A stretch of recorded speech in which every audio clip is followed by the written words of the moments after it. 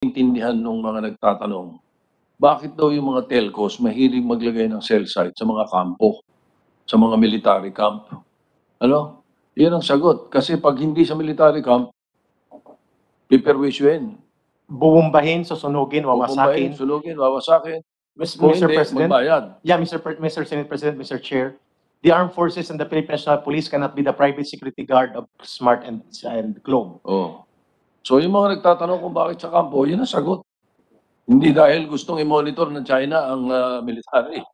Ano? The weaknesses of the government, security sector to secure, Mr. President, Mr. Chair, the facilities and infrastructure of these telecommunications. Kasi under the law, bawal man maging security guard ng Smart at Globe at mga private companies ang police at ang army at ang armed forces. So the weakness of that, manipis at maliit ang ating armed forces, malawak ang area, they cannot really secure every critical infrastructure.